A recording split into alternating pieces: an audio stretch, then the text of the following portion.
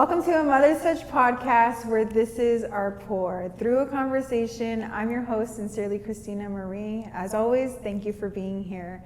As you guys know, we're in the thick of the P.31 series where we have special guests with sacred stories, but today we're taking it with a different angle, with a different story, and a different perspective. I have a special guest today, Elijah Danilets. He is someone that actually helps me behind the scenes here at a Mother's Touch podcast, but he is the man of the hour and in the hot seat today here at a Mother's Touch podcast. So welcome, Elijah. Thank you for being here and being a part of this conversation. Welcome to Son's Touch podcast. No, thank you so much for having me. I'm super excited, because my brother and I, Tim, do a behind the scenes for you, and I think a little twist to the listeners and to provide a different perspective on my son's side of things. As you guys know, we're talking about the Proverbs 31 woman, but we're looking at it from like a son's perspective. He has a phenomenal mom, okay? Let me tell you, she is amazing. She is someone who I aspire to be like. She is about it. And just their story, and we could even talk about that too, but their story on even how they got here. But being raised by a woman like that, just with so much fire and just so much just drive and passion to make it happen for her family, and to be raised by that, that's a lot to live up to, number one. But tell me how that's like. Tell me how that's like in the household, how it is with you and your brother and a family as a whole. I mean, anytime you have a high standard of living right. by your mother and my father, but my mom specifically, she's raised the bar for us. She said, anything you do, you got to do with excellence. Don't settle. Not just settling with what you're doing, but settling who you're going to marry. And I think she has shown us a great example of what a great mother looks like. Yeah. And I truly adore my mom. I love her. Yeah. Even though we're similar personalities, so sometimes there's a little bit of friction, but all in all, just to see how she loves, to see that how she pours, and what she has had to sacrifice, it's something that's truly remarkable, and I truly think she's one of the strongest women I know. For sure. For what she's been through and the struggles, and so I'm honored to be her son, but again, with that comes a lot of a higher level of pressure, but also responsibility, because I'm not just representing myself.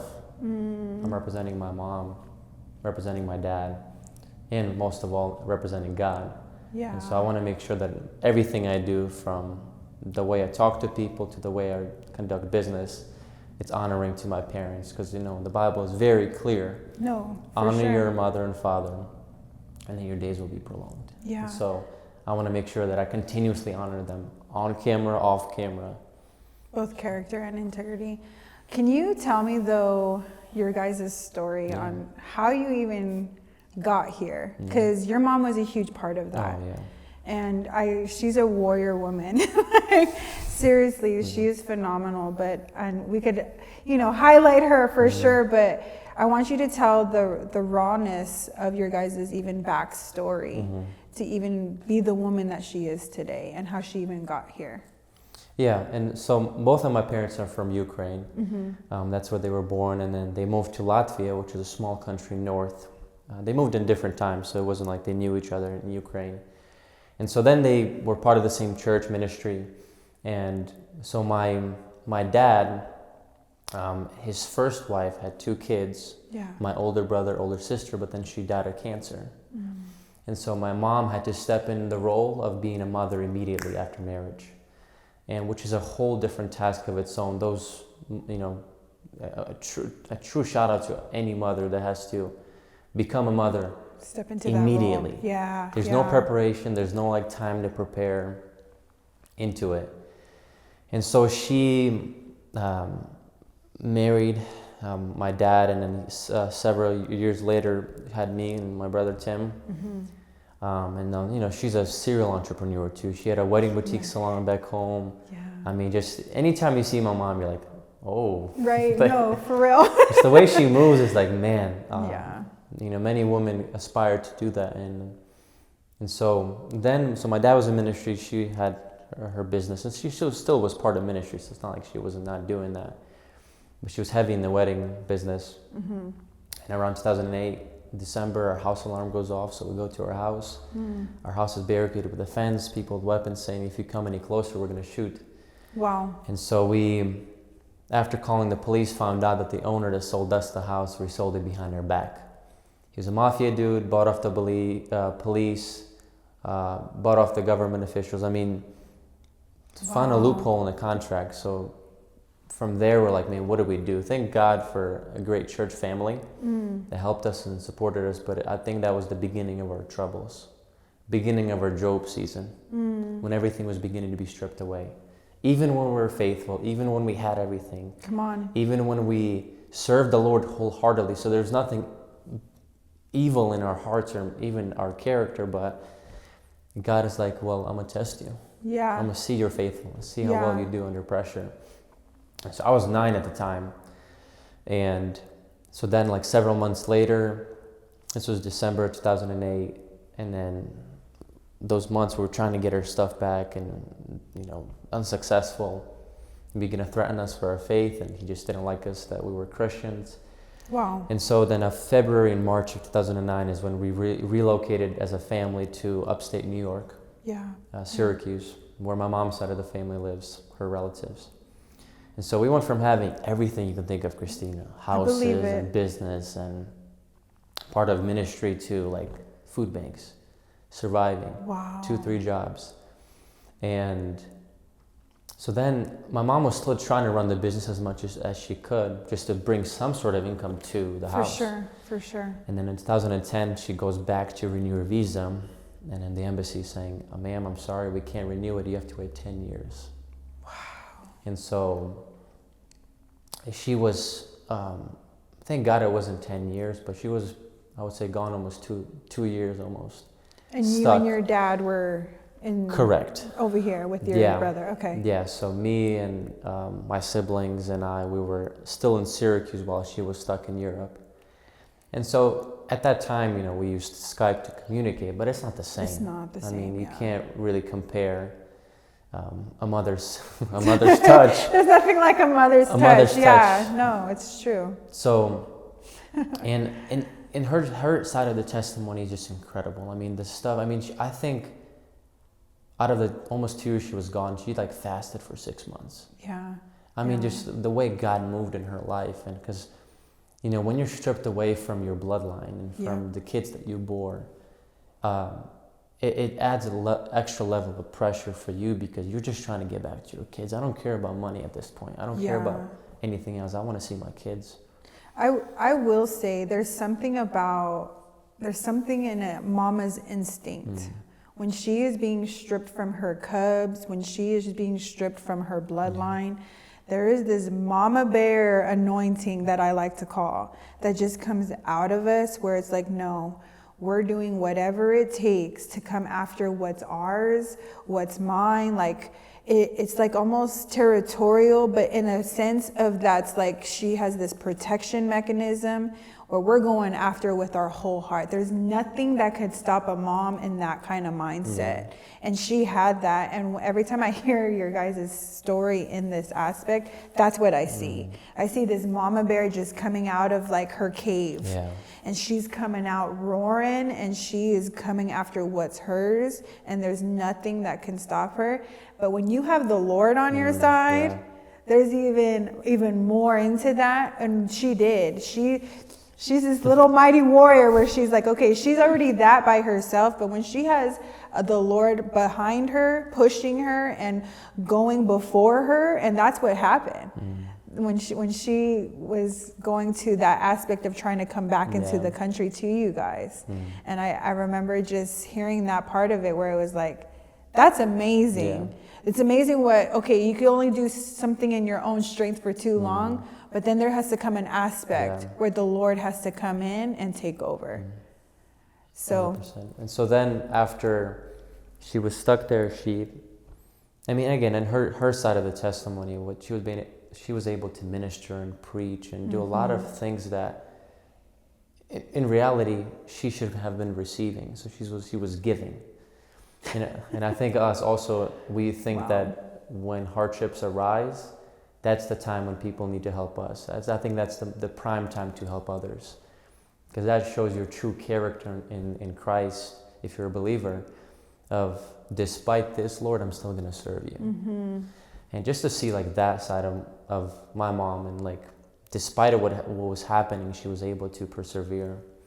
And so then she thankfully got our visa to Canada, New York, Yeah. border really close. And so we were debating, do we move to Canada as a family? Do we stay? Like, what's the next step? And so after consultation, she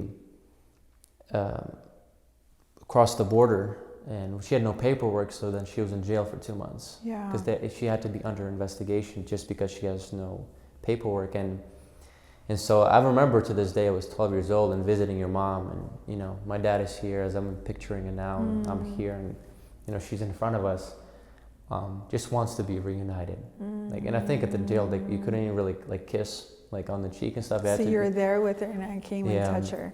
And so even though like we felt her arm, but I mean, I saw like she just wanted to be, you know, together with her family. So I was 12, I think Timothy was 9. But I think that moment of like just that memory of knowing that, man, there might not be a chance we'll ever be able to see my mom. And so like as much as moms are not perfect, right? Yeah. I think we just have to like remember, like, man, they sacrificed everything. Sometimes their dreams, sometimes what God has called them in order to provide for the kids. Wow. And I think as kids, and I had to repent of it, and even repent now, like, of sometimes forgetting that. Forgetting that, man, I'm a son to a mother. Not a woman, a mother. And so that aspect of being aware of, like, what has your mom... sometimes it might not be biological. Sometimes there's families that is blended. Yeah. Sometimes a wife marries into a family that maybe not her biological kids. Right. And so, but regardless if they took the time to raise you, I think it is our utmost duty as sons and daughters to make sure that we bless them and make sure that they don't know what lack is. And I do agree, the Bible talks about the kids or the parents leaving an inheritance to their children's children. Though maybe it's referring to monetary, I think it's also values and character and those intangible things. And so after 2 months, she was released. And I remember the day that I the first time saw her. I was in elementary school, and they called my name. And so it was like a hallway. So it was like the way the school was, more like a rectangle. Yeah. I remember it was a hallway this way, and I took a left, and then my mom was right there. What was that feeling for you? I don't know. It was hard to describe, because when you're a kid, it's hard to really be able to vocalize your emotions. But I think just being able to turn to see your mom there, knowing that, hey, she's reunited with you. Yeah. It was a special feeling. And so after that, she's been with us ever since. Thank the Lord. Yeah. But yeah, I think any time we take for granted that which we have. Yeah. Like, we have so much. But what happens when that very thing that you neglected is not there anymore? Right. So what are some things now? Because obviously we see restoration. Yeah. We see I would even go as far as saying redemption. Yeah. But what are some things now, having her in the house, and now being her son, and doing your due diligence, and doing what you need to because it's almost like a sense of, I don't want to say obligation, but honor to your family. Like, we've already been through so much. And what are you doing now to help attribute to your mom and to your dad and the family as a whole? Yeah, I think once my mom was reunited with us, of course there's a sense of happiness and like, man, finally. But I think there was a season being a teenager that I was not the best son. And I think I didn't do anything like horrific, but still I think any kind of disobedience is still disobedience, regardless of how small.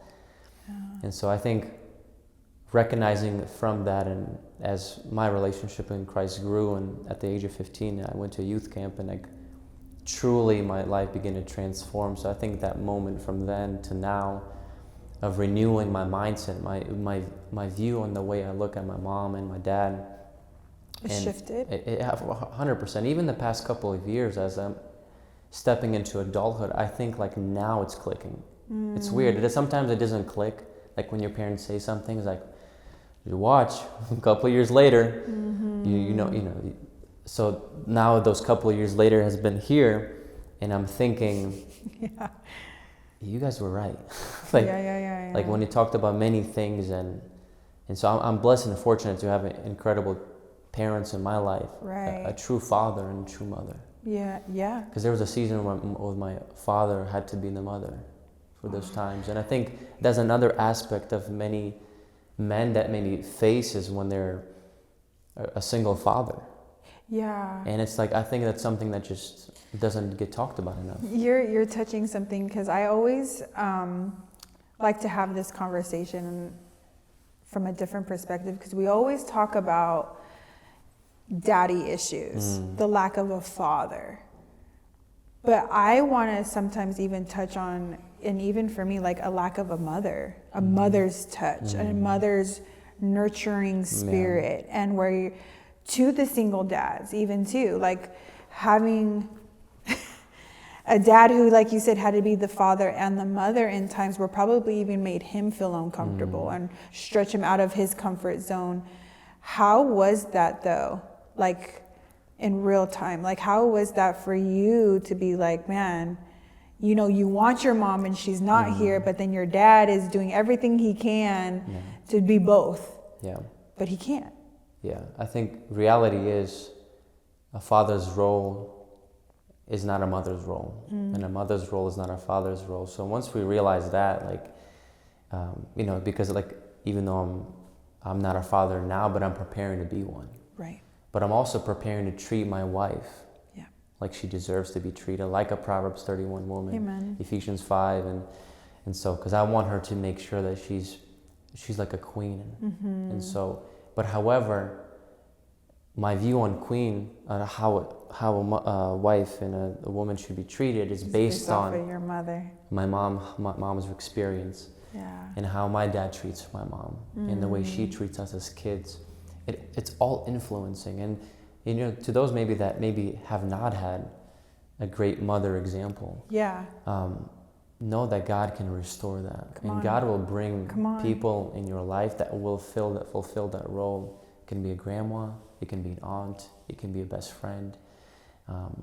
And I think sometimes God allows that so that way you can be a mother to someone else. So, did you have someone in that like couple year span to kind of help your dad through or your sister or something of that nature to be in your life to carry that characteristic with you? Yeah, well, I think my sister was changing my diaper. Right. So shout out to sister, shout out to Diana. The older sisters who are like the second moms. No, basically, and so she also played a big role in helping, back home, but also in New York, and we had a lot of relatives. Thank God for a great church community too. Knowing the situation was very supportive. Relatives, aunts, uncles that were there to support, and even like distant family. I recall moments where one of our like cousins, like by marriage, they would like have us at their house all the time, and would take us do things that we just could not physically afford. And I think there was a time where it was definitely different, so I'll kind of share a couple of things that I remember being. I love that. While my mom was stuck and we're in New York, like, so my dad, he's a really good cook. Like the way he cooks is pretty nice. He is. But he would have to cook every day now. So breakfast and lunch and dinner. And he even one time calculated the amount of meals he's cooked. It just shows you the perspective of what a mother does. That's so good. Yeah. And so I think my dad's appreciation increased even that much more. Not that he was never. Right. But even more. And he would make bomb meals too. Like, I was like, Dad, the bus is coming in 10 minutes. And he would like cook up something really quickly and send us on our way. So I think it was that, but also when it comes to, because I think a mother's, like your company, a mother's touch, it's not just an emotional thing, it's a physical thing. And so, and my dad is more a macho man. He's he's a man's man, man's man, very intimidating at times. Very even much. though he's, loves the Lord, he's still very intimidating. So I think, not having dad was different. But also knowing, like, there's one thing of having a father's voice, but it's another thing having a mother's love. Yep. And so, like, and I, like, now even, like, when we still live together with my parents, and when we see each other in the morning, I give a hug and I just embrace her, because I'm like, man, there was a moment that I did not have that. And so I think that time span, seeing my dad, like I said, he did the best that he could, and for sure, and I honor him for that. But even I remember when my mom was not here, like, my dad just didn't buy us anything. And not that it speaks like, oh my God, why did he not buy it? Just the fact was, that's what it was. I just like the one pair of shoes I had them for the whole year, right? Yeah. And as soon as my mom she came back, she began to really like take care of us, and like on that aspect that not that a man cannot do that, but it's just a different side of things when a mother does it. Well, it goes back to what you were saying. Like, I think we're gonna hit there. I think today we need to realize that we need to stay in our lane. We need to stay in our roles as the man and as the woman, as the mother and as the father, because there is certain things that, I could speak for myself, my husband, that he does that I can't do. That's just the facts of the reality. And there's things that I bring into the home. He always says this when we moved here from California, that he bought the house, but I made it a home.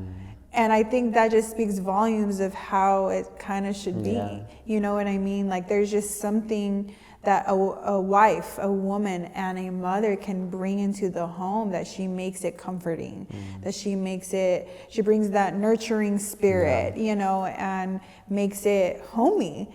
And he can build the walls, he can make it structured, he can have the protection, making sure everything's in place. But I'm making sure it's warm. I'm making sure everything's in place and things of that nature. So, like, I think if we just stick to those roles, everything would just be better, because I used to think like I could do everything. I almost had that mentality, like, as an independent woman, where I was like, I don't need a man. But I did. And number one, his name was Jesus, but because I was pursuing him, as a Proverbs 31 woman should, he then brings those attributes. He then softens my heart to where, and I also believe the right man, the right person that he will bring into your life will bring those things out of you. Because if you're with someone who, just take notes, I think if you're with someone who doesn't have those attributes as a man's man, you kind of have to be a little bit more masculine.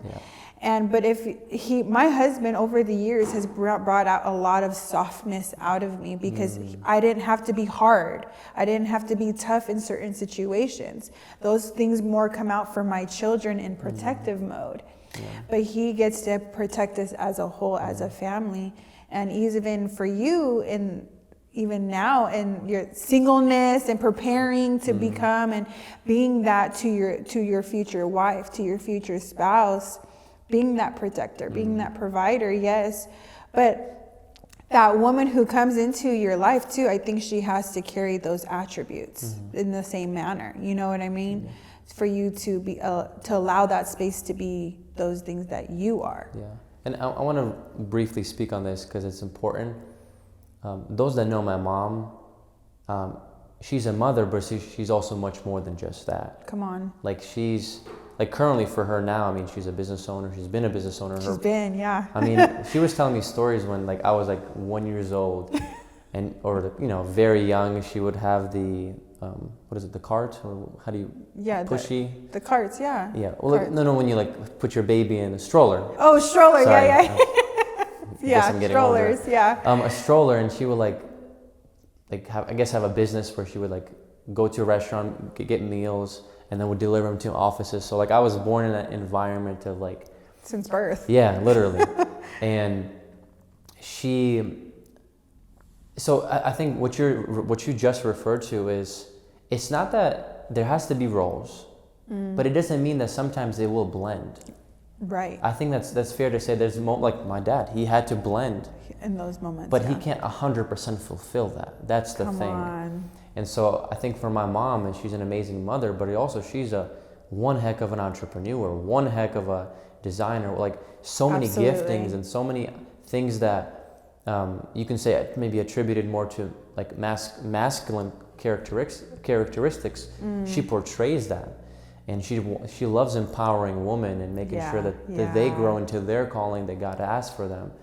But the things she knows her place, like, and I've seen it time and time as a son, right? Like, 'cause since we're kind of talking more of a son's perspective, I've seen my mom being very like, persistent, and let's get this and done. But then at the same time, like, you have to be reminded, like, you're under the leadership of your husband. And Absolutely. It's not to say that when the Bible talks about that, you guys are you're here, but you just have two different roles. Yes. And so I don't think that a man is here and a woman is here. Right. They're here. Yeah. It's like you're together, but then there's harmony when you come together. Yep. Versus, hey, I'm here and you're down here and I'm going to look at you. No. And so I think seeing that from my mom's perspective, where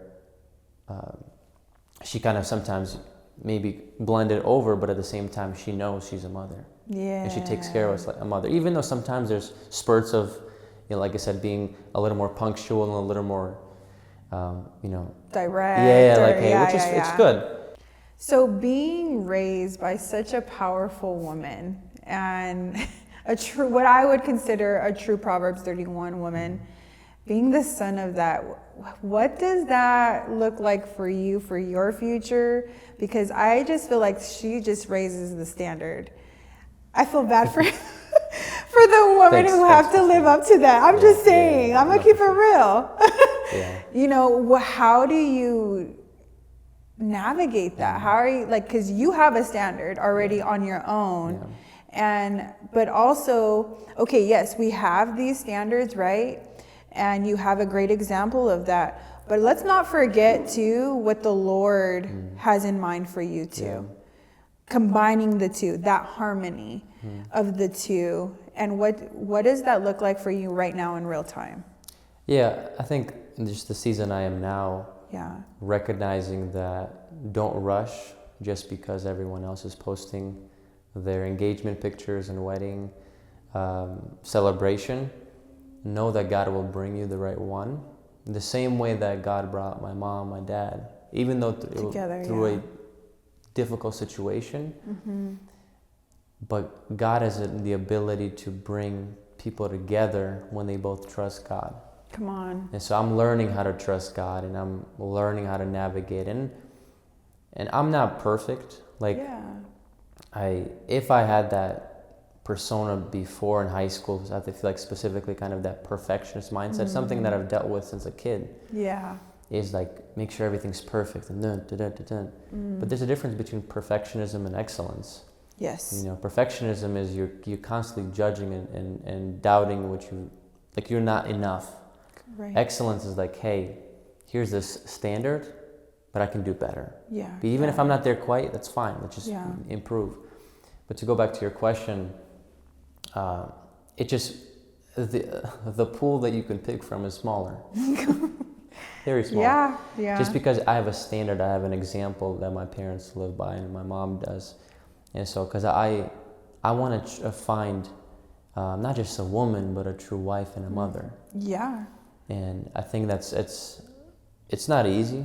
Like, it's not, you're just going to wake up and it's going to, fall between your laps. Sometimes it takes years of being single or seasons of waiting. And maybe sometimes, you thought you were supposed to be with this person, but it didn't work out, which happened to me. Yeah. But just learning how to be patient and learning from those experiences. Yeah. But I think ultimately not settling. Like, don't settle just because someone tells you, hey, this is you guys will look great together. Well, it's right.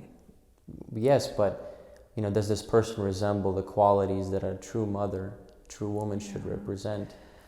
Also, too, I know we had kind of talked about this off script with my husband too, and something that me and my husband is huge in our testimony is, and the reason why I'm sharing this is because I think a lot of people just go based off of what they want, but the Lord actually will bring people to what they actually need. We can go after, we want this, we want that. But sometimes the Lord will change it up on you.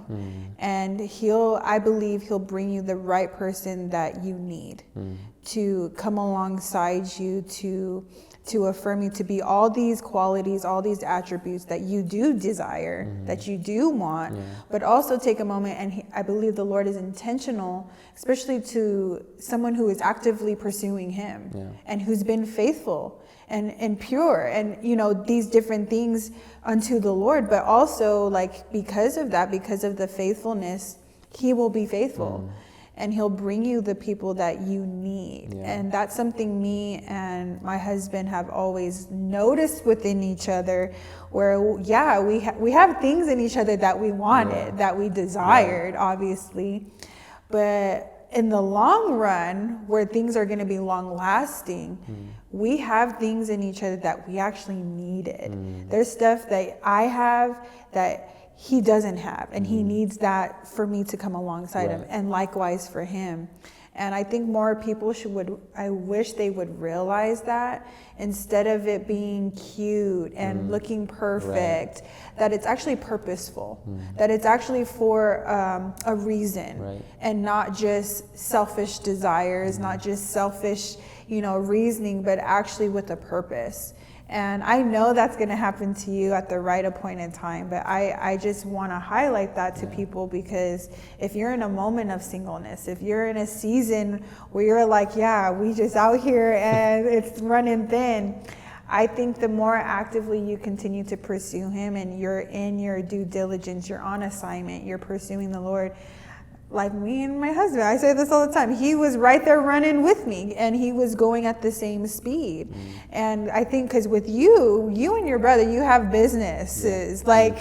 You're running at a fast speed. You're running and doing all these things, and in an active pursuit with the Lord too, and trying to be faithful and doing your part in your family.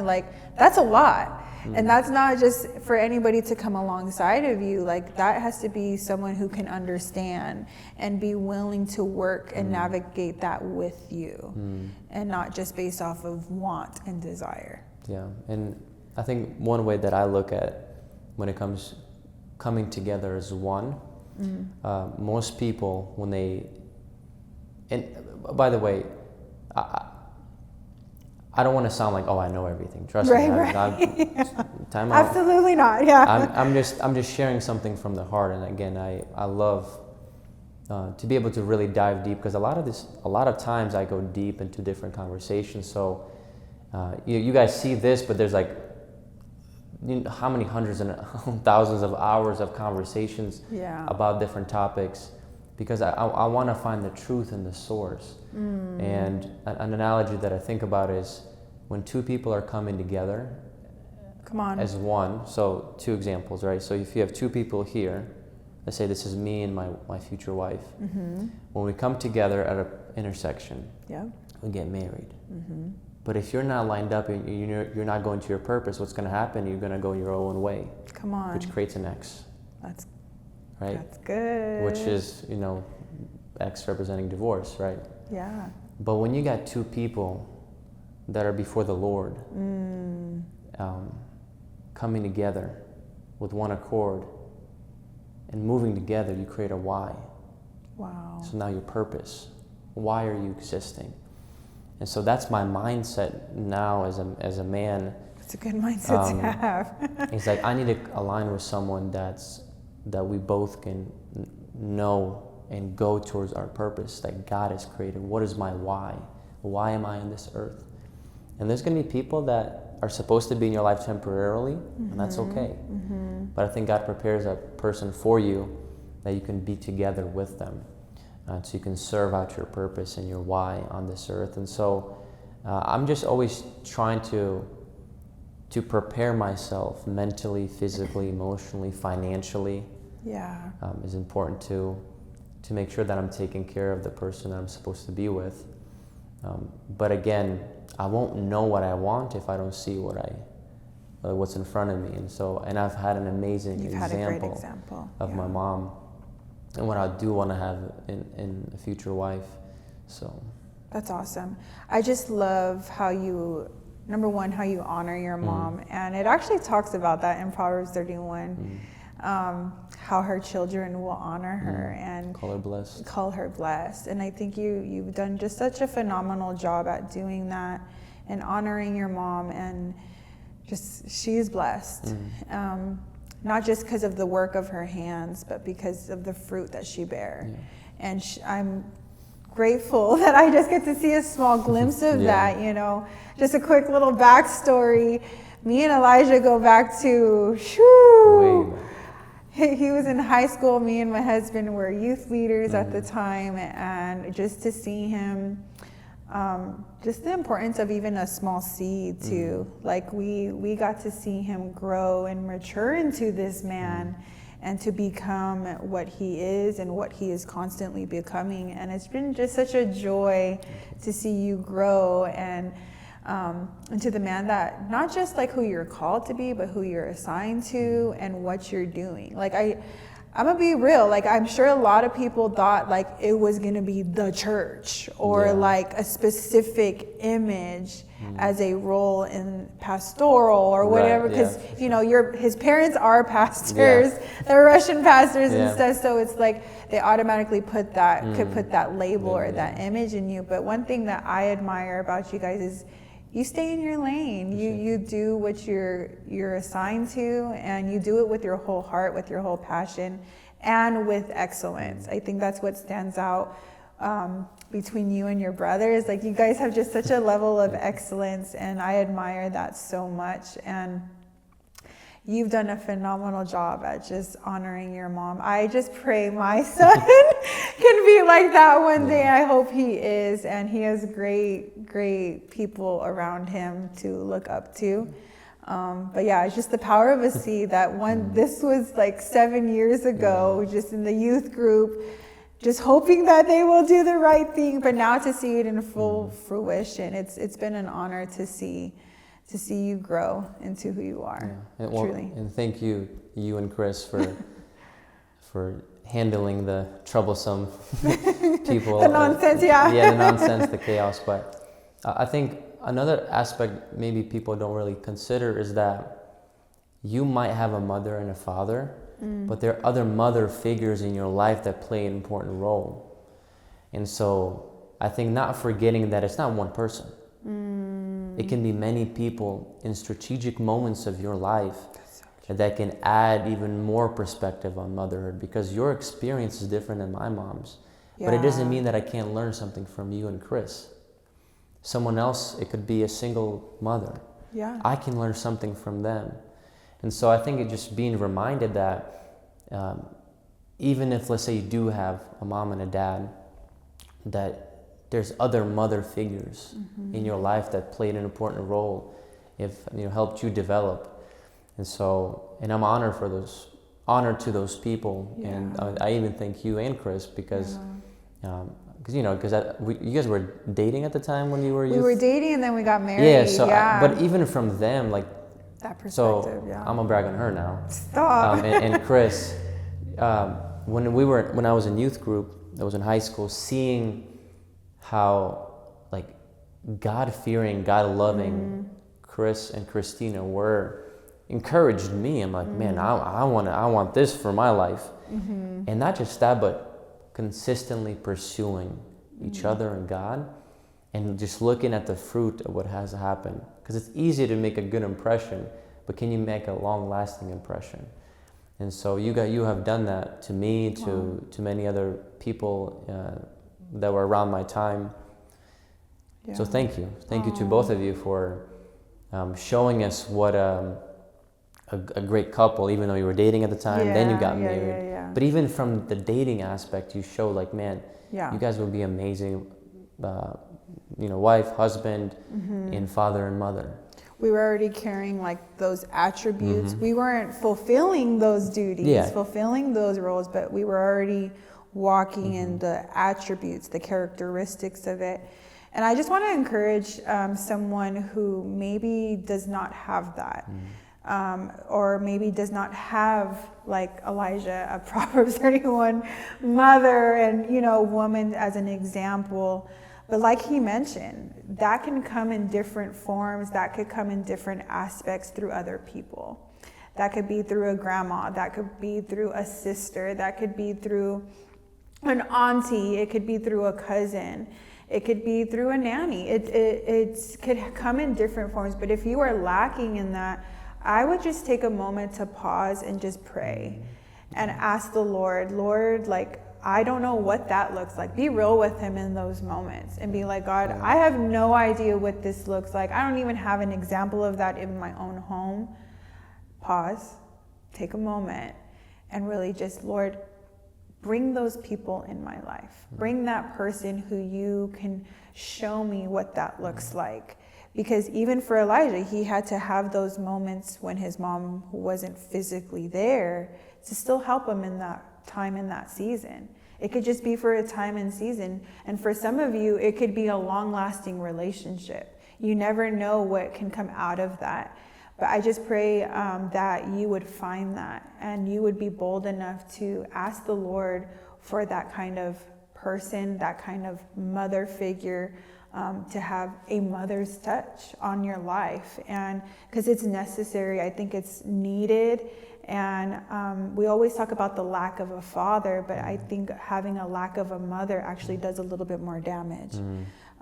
Because of the lack of the nurturing spirit and just that whole thing as a whole. Because if they can't see that, if they don't feel that, they're going to be going to other things. And when you don't have that physically, and if you don't know the Lord, that can be very troublesome for you.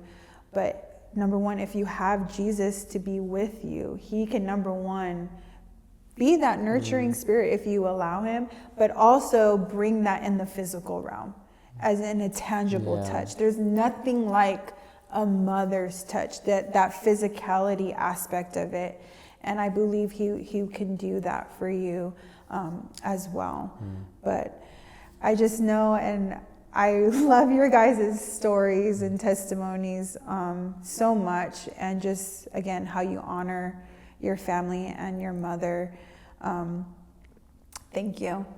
Thank you for doing that and showing also what an example of that looks like, of being a fruit of that from a mom who is actively pursuing the Lord, who is also gifted and talented in many things, but still has fruit that she has to tend to, and to be able to see that come to full fruition is just so beautiful. Yeah, and I honor my mom again, but I will say this though,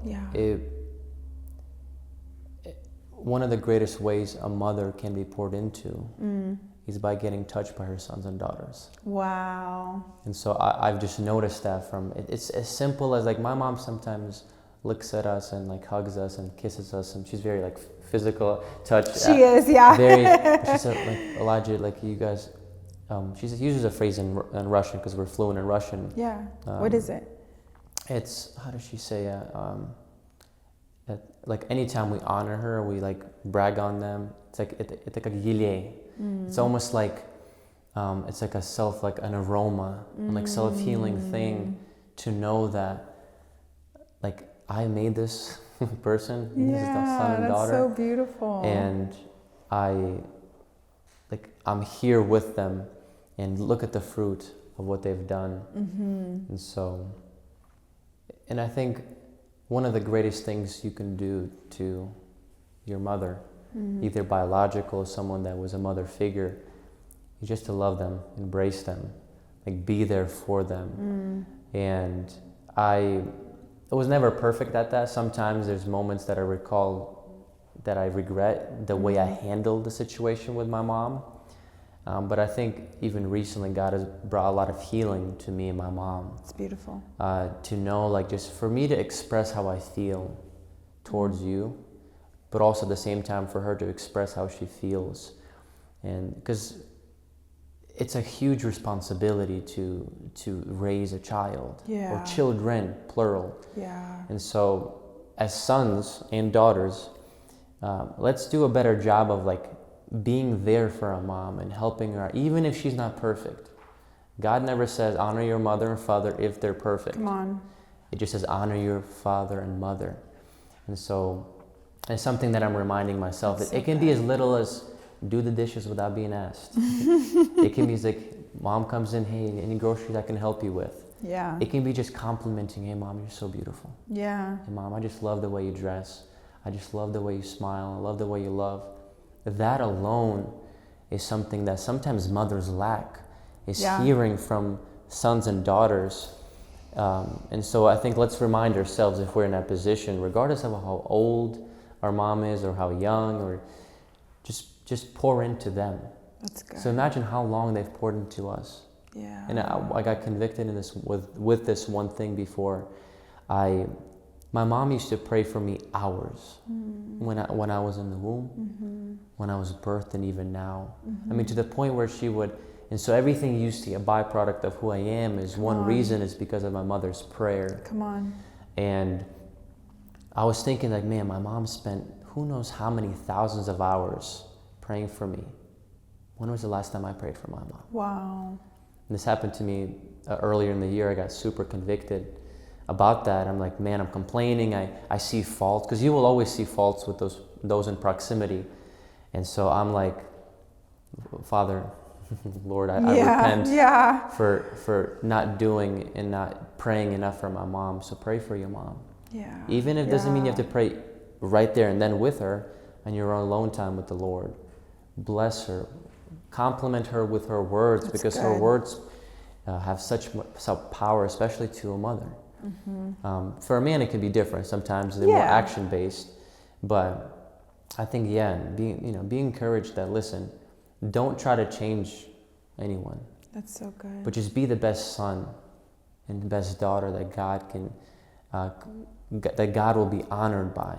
Because I don't want to, whenever the Lord takes me, which is hopefully in a very long time, right, that I don't want to stand before his throne and for him to look at me and say, Elijah, why didn't you honor your mom? Why didn't you honor your father? And so do it today. It can be a text. Check in on your mom if you live in different states. Yeah. Those little practical tips, you'd be surprised what they can do. Yeah, I love that so much. Y'all, this was good. This was such a good story, and I just love getting his perspective in this. So if you're not, just FYI, please give him a follow. He also has his own podcast. Okay, I'm gonna shout them out.